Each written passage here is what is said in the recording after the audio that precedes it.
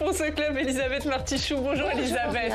Merci beaucoup d'être là, éditorialiste politique à TF1 LCI. Mickaël Darmon. Bonjour Mickaël. Merci également d'être là, éditorialiste politique à i24 News. On va revenir avec vous sur les propos de Gérald Darmanin qui veut durcir la réponse pénale après les violences qui ont suivi la victoire du PSG. François Bayrou le suit en défendant l'instauration de peines minimales. Vous nous direz ce que vous en pensez. La proportionnelle va-t-elle fracturer le gouvernement? Les Républicains continuent de marteler leur opposition. François Bayrou, lui, poursuit ses consultations. Et puis Steve, demain c'est jour de vote pour les adhérents. Oui, la lutte finale, le Congrès va-t-il fracturer les socialistes? On en parlera. Allez, c'est à suivre dans quelques instants. D'abord, c'est l'heure de l'actualité dans nos régions.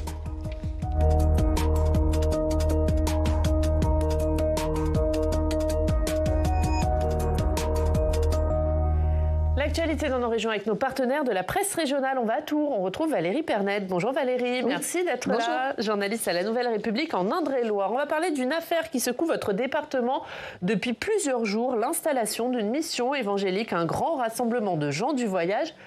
Où en est-on? Racontez-nous Valérie.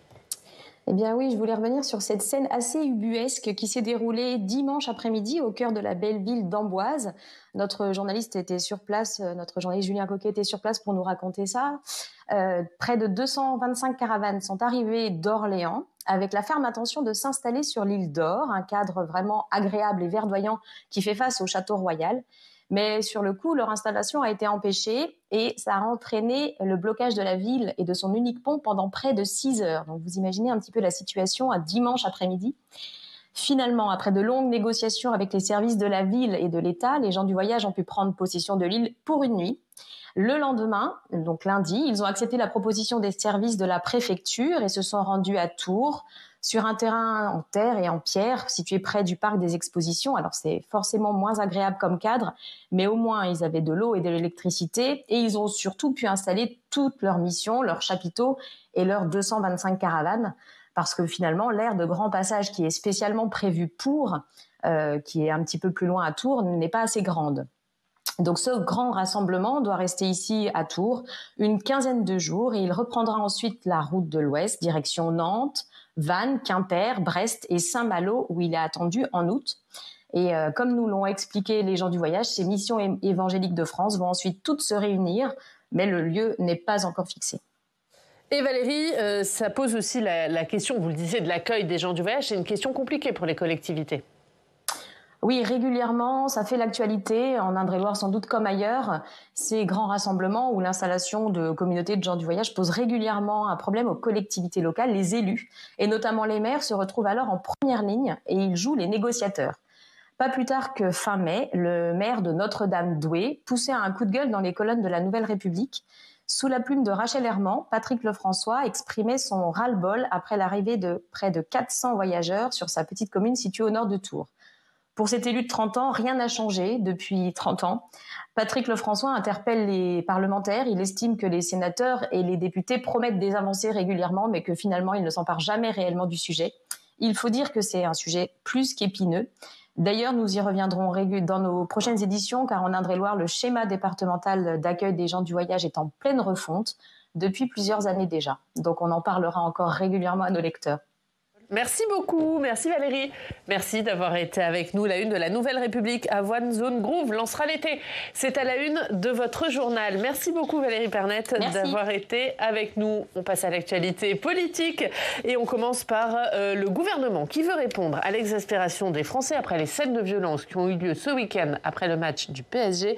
François Bayrou et Gérald Darmanin prônent un durcissement des peines. Marion Delpech.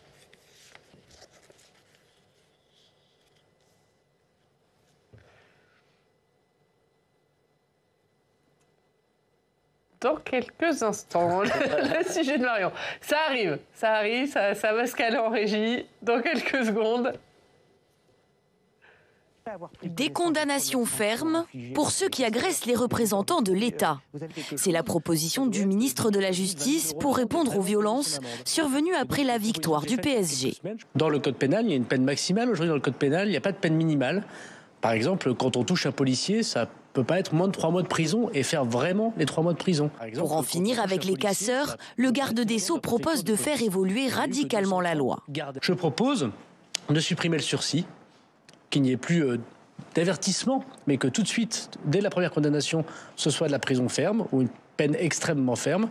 Et deuxièmement, qu'on puisse faire des peines minimales à partir du moment où le juge a reconnu la culpabilité de quelqu'un. C'est un changement radical, mais cette radicalité, on en a besoin. Une proposition soutenue devant l'Assemblée par le Premier ministre. Face à ces débordements, François Bayrou prône la fermeté. Peine minimale s'il le faut. Deuxièmement, augmentation ou amélioration des circonstances aggravantes, de manière qu'il soit clair aux yeux de tout le monde que ce type de violence préméditée, préparée, organisée et désormais régulière ne peut pas être acceptée dans un pays comme le nôtre. Le ministre de la Justice dit espérer un projet ou une proposition de loi dès la rentrée de septembre. Elisabeth, on le voit, le gouvernement qui durcit le ton, fidèle à la ligne de Bruno Retailleau et de Gérald Darmanin. Oui, Gérald Darmanin, c'est sa nature et sa stratégie. Quand il a quitté le gouvernement, en enlevant sa cravate de façon tout à fait spectaculaire, il a vite compris que son impact dans l'opinion, dans le débat, allait perdre beaucoup de points. Donc il est revenu et c'est sa nature et c'est sa stratégie. Donc proposer.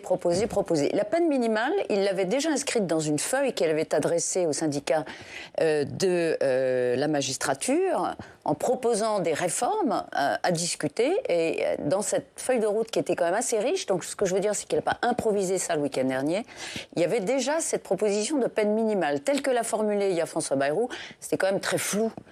Peine minimale, quand, comment, dans quelles circonstances, marge de manœuvre, magistrat. Bon, on attend d'avoir des précisions, mais évidemment, ça répond à une attente de l'opinion qui sent bien, qui voit bien et qui ne s'est pas fait la réflexion, franchement,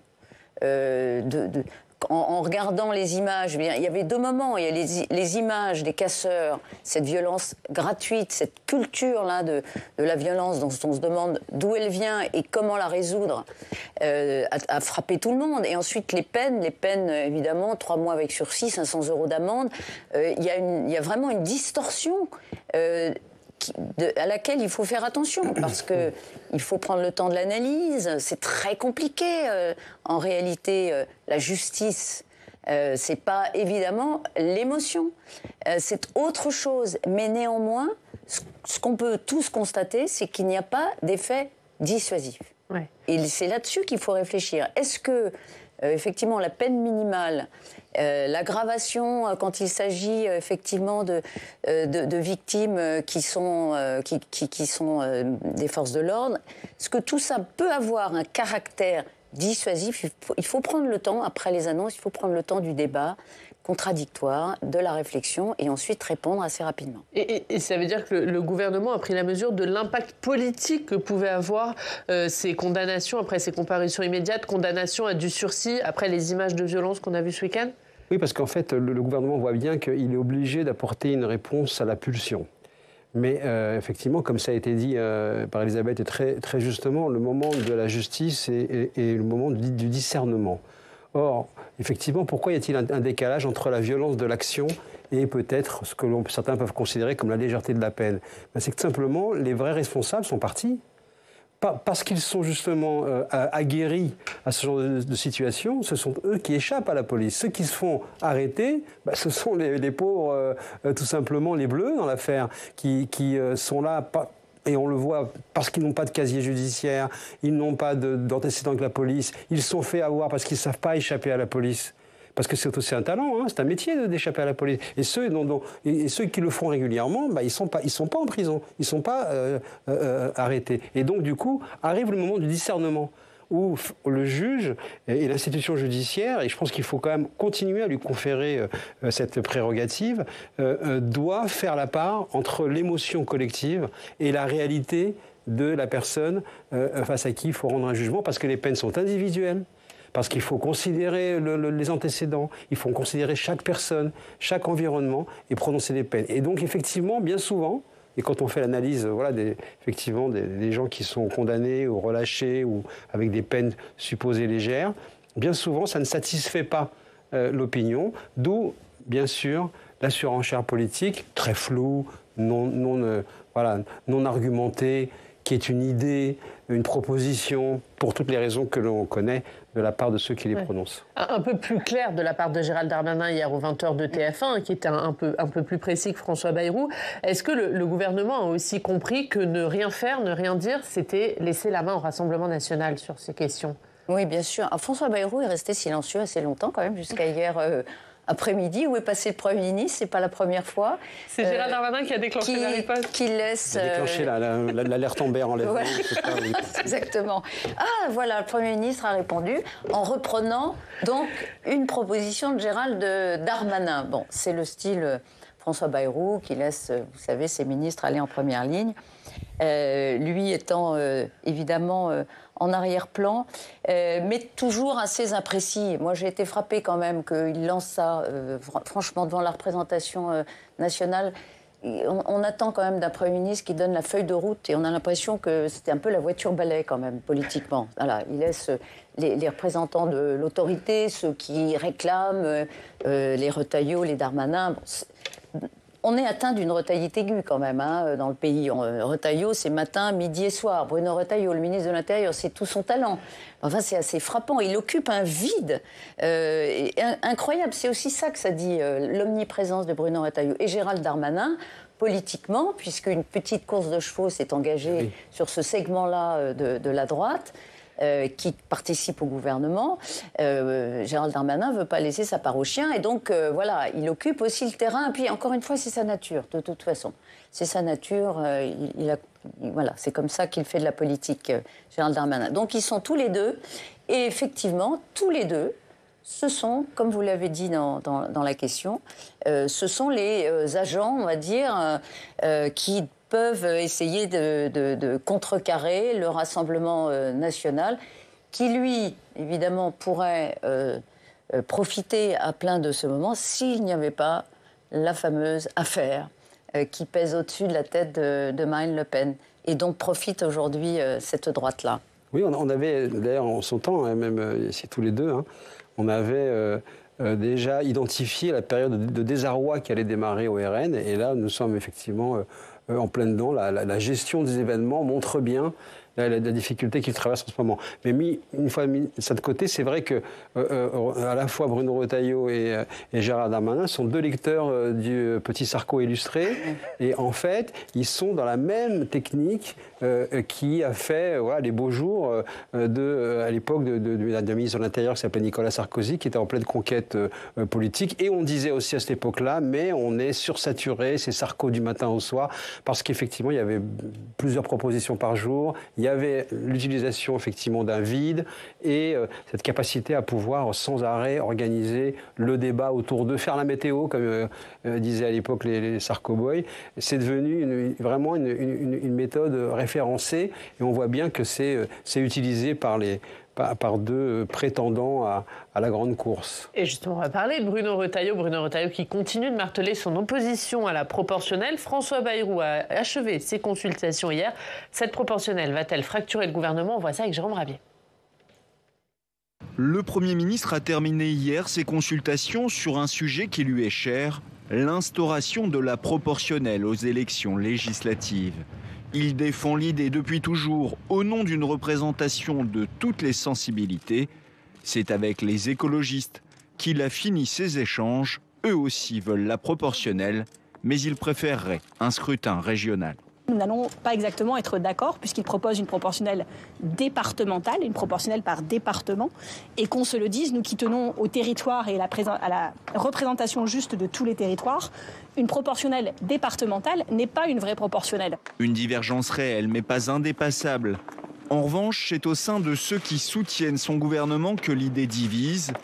Avec des élus LR qui rejettent en bloc cette option, Bruno Retailleau en tête. Et à titre d'ailleurs... Le ministre de l'Intérieur, j'ai confirmé au Premier ministre que jamais je ne porterai ce type de réforme. Toutes les options sont sur la table, a même menacé le chef du parti et ministre de l'Intérieur, et ses soutiens gonflent les muscles. Le gouvernement est prévenu, le Premier ministre est prévenu, le Président de la République est prévenu. S'ils se sentent très au large dans leur majorité, et s'ils se sentent très sûrs d'eux, mais surtout qu'ils n'hésitent pas, Une menace de démission que les élus de droite brandissent en dénonçant un scrutin qui généraliserait l'instabilité de l'Assemblée. Le Premier ministre pense à l'inverse que cela forcerait au compromis entre forces politiques, une vertu dont il aurait bien besoin en ces temps troublés. Elisabeth, on voit Bruno Retailleau qui fait un peu pression sur le gouvernement en disant qu'il ne défendra pas la réforme de François Bayrou. Et Bruno Retailleau, qui il y a un peu moins d'un mois, le soir de son élection, disait que sa stratégie de participation au gouvernement avait été validée par les adhérents des LR. Est-ce que du coup, c'est pas un peu incompatible de dire oui, ma participation a été validée, mais je vais peut-être quitter le gouvernement dans les prochains jours? Non, c'est la question du timing, en réalité. Il quittera le gouvernement, la question n'est pas de savoir s'il le fera, mais quand. Alors, il a une position très gaulliste sur la proportionnelle, c'est-à-dire... Effectivement, je ne veux pas permettre un mode de scrutin qui un peu instaurait le régime des partis que dénonçait le général de Gaulle. Donc il s'y oppose. C'était lunaire quand même. Des lunaires, de voir le ministre de l'Intérieur sur le perron de Matignon s'exprimer en tant que chef de parti pour dire qu'il s'opposerait à un texte qu'il devrait... puisque c'est dans son champ d'action, théoriquement, le défendre. Je veux dire, c'est vraiment, pour le coup, un beau symbole de cette coalition qui s'est construite, non pas sur un pacte d'idées, un pacte de propositions, mais sur des circonstances politiques très singulières liées à la dissolution. Donc, on en était là avec cette scène. Il ne partira pas, je pense, sur un sujet... comme celui-là, maintenant. La question est de savoir quand François Bayrou, c'est son dada, François Bayrou, c'est son identité politique, la proportionnelle. Quand est-ce qu'il pourrait pousser un texte, aidé en cela par la gauche? Alors voilà, à la rentrée, tiens, le budget. En même temps qu'un budget, le budget, ça va être le texte, mais un texte majeur. Est-ce qu'il passera, il déposerait la proportionnelle à ce moment-là, qui est perçu comme une loi électoraliste par les Français? Je trouve ça un peu... Mais bon, nous habitue à des choses assez spéciales. Oui, bien sûr, bien sûr. Donc on verra. Est-ce que c'est une façon pour François Bayrou de sortir par le haut? Vous ne voulez pas, vous vous opposez à... vous n'êtes pas à la hauteur du moment politique des Français qui ont besoin de justice électorale, etc. Peut-être. En tout cas, ce sera aussi un moment qui sera offert à Bruno Retailleau pour partir la tête haute, éventuellement en même temps que sur le budget. Tout ça me paraît... pas, en tout cas, il n'y a pas d'urgence. Il ne va pas quitter le gouvernement maintenant. Non. Du tout. Non, non. Et Sophie Primas, il y a quelques minutes, elle mettait un peu le pied sur le frein sur un départ DLR du gouvernement. Elle disait c'est pas ce qu'a voulu dire Bruno Retailleau. Oui, c'est-à-dire qu'en fait, elle est souvent amenée à mettre le frein sur les déclarations qu'ils peuvent avoir. mais en fait, le sujet, c'est pas, au fond, malheureusement, dans cette période, ce n'est pas du tout les Français. Effectivement, à l'automne, il peut y avoir juxtaposition de la proportionnelle et du budget. Mais c'est pour faire passer le budget. Parce que ça permettra aux socialistes de pouvoir accorder à François Bayrou une majorité. C'est-à-dire que ça va être présenté comme étant aussi une manière de dire, voilà, je vous donne la proportionnelle, aidez-moi à faire passer ce budget totalement hypothétique dont on ne sait pas comment il va être reconstruit. Mais en tout cas, c'est l'exercice que propose en sous-main François Bayrou à travers cette juxtaposition de ces deux textes. On répète régulièrement qu'il n'y a pas de majorité pour François Bayrou, mais enfin, il a quand même trouvé une pour faire passer le précédent budget. Donc il va vouloir recommencer l'exercice.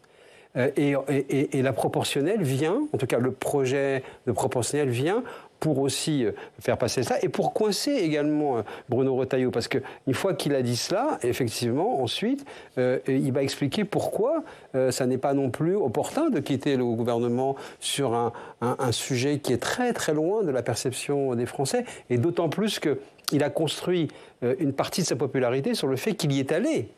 Que si ce n'était pas la droite qui venait participer à ce gouvernement, c'était la gauche. Donc ça veut dire que s'il a construit sa victoire à la présidence des LR de ce point de vue-là, et donc il lorgne également, n'oublions pas, pour la suite sur une partie des macronistes de droite. Donc il ne peut pas quitter le gouvernement en réalité. Donc il va être dans une logique de retenez-moi ou je fais un malheur pour pouvoir calmer les troupes. Mais la réalité, en fait, on va vivre à partir de maintenant que de la réelle politique, que de la politique, parce qu'on est sur le plateau où tout le monde est en train de se regarder je ne parle pas du Sénat, je parle de manière générale, et ni de celui-là, mais globalement, la scénographie qui est installée, c'est celle qui prépare 2027 et qui permet aux acteurs actuels de pouvoir être qualifiés pour la suite. Donc le moment du budget pour François Bayrou, il va être très important et la proportionnelle en fait partie. Et j'ajouterais juste, puisqu'on parle de Bruno Retailleau, de son calendrier, il voit bien par exemple Gabriel Attal. Gabriel Attal n'est plus au gouvernement et il court derrière l'audience dont il bénéficiait quand il était ministre. Bien sûr. Donc il voit bien effectivement le bénéfice qu'il tire à être aux manettes et en plus au ministère de l'Intérieur. On le sait bien, on vous annonce une catastrophe par jour. Et donc, un fait à justifier, à expliquer par jour devant les Français.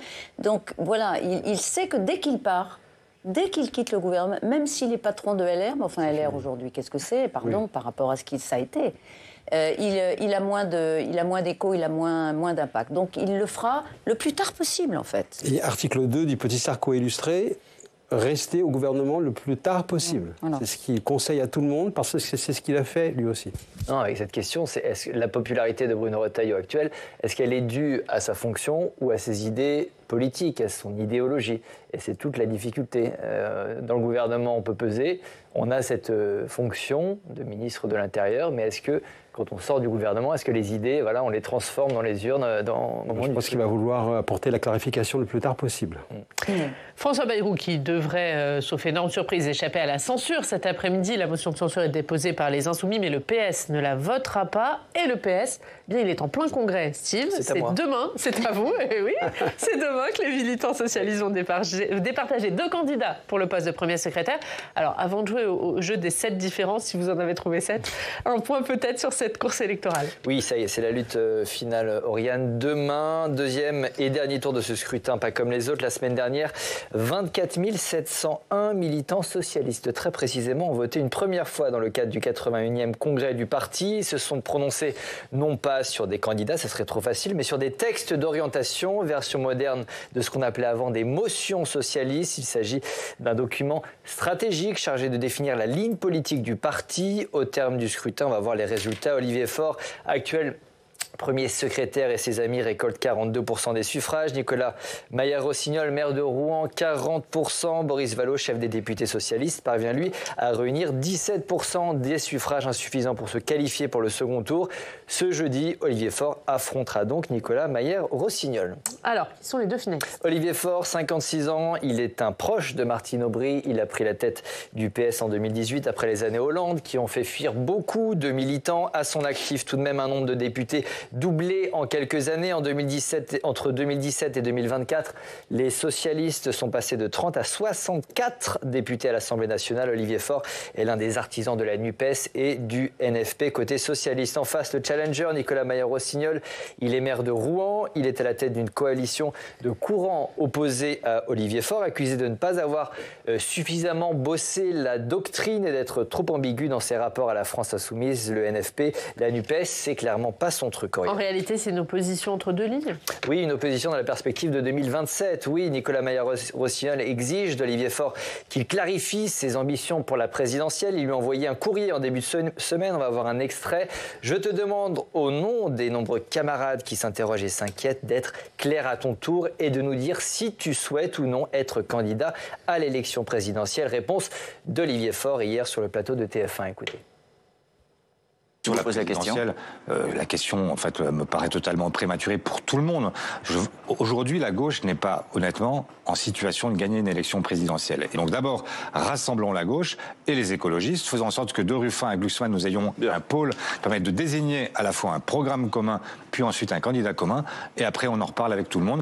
Je ne sais pas si vous avez compris quelque chose. Olivier Faure ne répond clairement pas à la question. Si on résume, il y a aujourd'hui 2 propositions. Olivier Faure veut ce qu'il appelle une plateforme programmatique commune à la gauche non mélenchoniste. Ça irait de Raphaël Glucksmann à François Ruffin. Il n'exclut pas l'idée d'une primaire pour départager les candidats. Nicolas Maillard-Rossignol veut, lui, créer un grand parti socialiste pour rassembler tous les anti-Mélenchon. On parle par exemple de Glucksmann ou encore de Bernard Cazeneuve, l'ancien Premier ministre. Pas question, en revanche, d'élargir réagir jusqu'à François Ruffin, incapable, selon lui, d'amener la gauche au pouvoir. Pareil pour la méthode. Nicolas Maillard-Rossignol n'est pas chaud pour organiser une primaire. Et du coup, demain, beaucoup de choses vont dépendre de Boris Vallaud et de ses électeurs. Le chef des députés socialistes, arrivé 3e au premier tour, n'a pas donné de consigne de vote à ses troupes. Dans un communiqué publié la semaine dernière, il dit la chose suivante. Nous ne ferons pas toutes et tous le même choix le 5 juin pour le vote sur le premier secrétaire. Il a quand même indiqué qu'à titre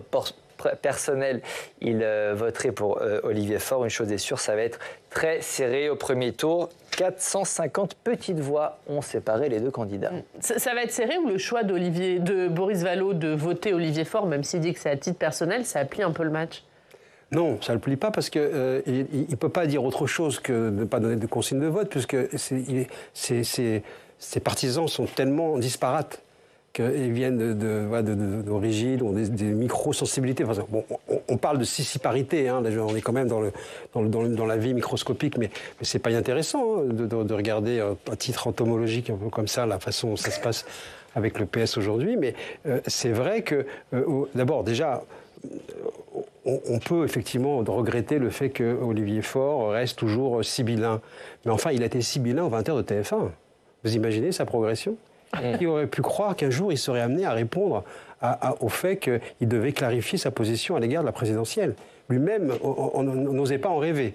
Donc de ce point de vue-là, il a gagné en termes de personnalité qui s'impose, parce qu'on ne va sans arrêt lui demander voilà, comment ça va se passer et s'il est candidat à l'élection présidentielle.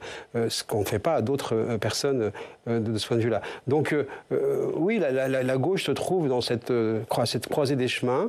Est-ce qu'elle va être capable de sortir de l'emprise donc effectivement imposé par LFI, parce qu'Olivier Faure est celui qui, depuis des années, et nous l'a expliqué maintes fois, est celui qui a décidé d'arrêter le discours du parti dominant. Le PS n'est plus un parti dominant, et c'est ce qui l'oppose principalement à Maillard-Rossignol, et bien entendu derrière François Hollande. Et justement, avant de vous faire répondre, Elisabeth, sur comment va se positionner le PS par rapport à LFI, on va écouter le coordinateur national de la France Insoumise, Manuel Bompard. Il était ce matin sur TF1. Je lis, les deux disent qu'ils ne veulent plus travailler avec la France Insoumise. Donc, il y en a un qui le dit plus fort que l'autre. Ah bon? Vous avez l'impression? Moi, je ne sais pas, je lis ce que les gens disent. Les deux disent... bon, donc c'est un parti rabougri et divisé, et qui prendra en tout état de cause une décision de rabougrissement et de division. Le groupe vit bien au sein de l'ancien Nouveau Front Populaire. Est-ce que, quoi qu'il en soit, ça va acter la fracture entre la France Insoumise et le Parti Socialiste? Je pense que on va dire que c'est le gros enjeu, mais ce qui me frappe, parce que Mickaël a dit excellemment ce qu'il fallait dire sur les enjeux internes au Parti Socialiste. Moi, ce qui me frappe, je n'ai pas grand-chose à rajouter là-dessus, mais ce qui me frappe, c'est que, en fait, l'opposition ne sied pas au Parti Socialiste. LFI a un programme, le Rassemblement National a un programme, LR élabore quand même des propositions, on peut les qualifier... comme on veut, mais le Parti Socialiste, non. Le Parti Socialiste, vous parliez d'entomologie, il est complètement concentré sur sa vie interne. Comme on dit, voilà, il ne donne rien. Voilà. Il ne délivre rien. Moi, je suis frappée quand même sur la question fiscale. Quand on pose la question, par exemple, à Olivier Faure, alors comment on règle le problème de justice? Il vous dit, on taxe les riches. Enfin, c'est un parti qui a quand même élaboré des idées, qui les a mises en place. Les années Mitterrand, les années Jospin, ils se sont trompés, ils se sont contredits, ils ont gouverné quand même. Ça a été des grands moments. Et depuis qu'il est dans l'opposition, le Parti Socialiste ne crée plus rien. Et c'est pour ça, on avait parlé, BHL avait parlé de grands cadavres à la renverse. On avait parlé de cela. François Hollande avait parlé de candidature lilliputienne à propos de la gauche en 2021. D'ailleurs, il est comptable aujourd'hui de ce qui ne produit rien. Aujourd'hui, le Parti Socialiste, il est tourné complètement vers lui-même. Alors, c'est pas inintéressant, cette histoire de fracture, effectivement, on a compris que, pour l'instant, effectivement, c'est plutôt le divorce, mais on va voir. Tout est ouvert. Mais moi, je suis frappée, et je le regrette, je trouve ça triste, que ce parti ne produise pas davantage d'idées. Voilà. Un dernier mot, Mickaël ? Oui, en fait, si on tente, parce que je pense que c'est important d'essayer de dater, effectivement, à quel moment il y a cette fracture, cette rupture et cette déconnexion, en réalité, des grands enjeux. Effectivement, ce fameux rapport, cette fameuse réflexion qui avait été placée par Terra Nova il y a maintenant une vingtaine d'années en disant il faut, au fond, s'occuper maintenant beaucoup plus des classes moyennes que de la classe ouvrière, a abouti au fait que le PS défend plus maintenant la communauté et l'identité que l'ouvrier. C'était déjà ce que Pierre Mauroy avait reproché à la campagne de Lionel Jospin, avec le résultat que l'on a vu. Merci beaucoup à tous les deux. Vous restez avec nous. On regarde ce qu'il y a à la une de la presse régionale.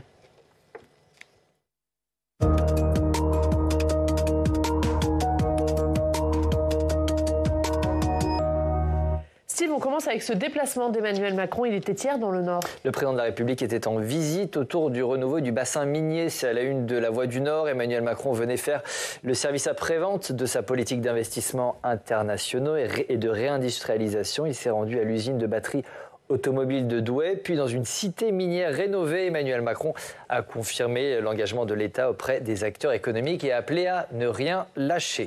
Le scandale des eaux minérales connaît des suites en justice. Oui, mi-mai, un rapport d'une commission d'enquête du Sénat accusait l'État de dissimulation dans l'affaire des eaux en bouteille. UFC Que Choisir a annoncé hier lancer plusieurs actions en justice contre Nestlé. L'association accuse les pouvoirs publics d'immobilisme, c'est-à-dire dans Midi Libre ce matin. Une plainte a notamment été déposée auprès de la Cour de justice de la République contre plusieurs ministres et anciens ministres, dans le viseur notamment Agnès Pannier-Runacher, actuelle ministre de la Transition écologique, ancienne ministre de l'Industrie. Vous avez perdu quelque chose, je crois. J'ai fait tomber mon stylo.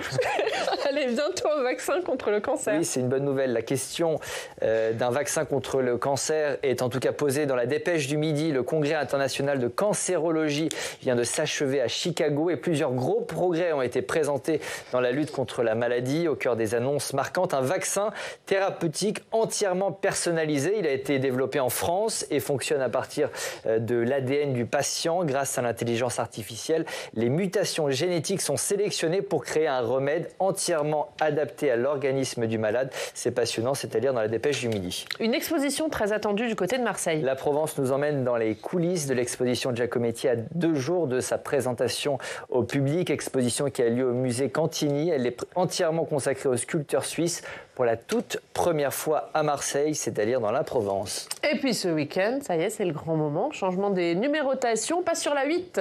Oui, le canal 8 de la TNT pour les chaînes parlementaires. On passe donc de la 13 à la 8. Le Télégramme revient sur la nouvelle numérotation des chaînes de la TNT. Il y a une édition spéciale le vendredi soir et vous allez inaugurer le bal, c'est ça? Exactement, vendredi matin. Dès 7h30, vendredi matin, sur la 8, donc préparez vos télécommandes avec notamment Roger Carucci, le sénateur. En invité, voilà. Bravo. Puis vous aussi, après vous enchaînerez à 19h30, mais pareil. Pour un débat sur la France dans le monde. Ce sera évidemment à suivre sur les chaînes parlementaires. Merci beaucoup Elisabeth Martichoux et merci beaucoup Mickaël Darmon d'avoir été avec nous. Merci à tous de nous avoir suivis. À 15h, vous suivrez la séance de questions au gouvernement direct du Sénat. On se retrouve demain. Très bonne journée.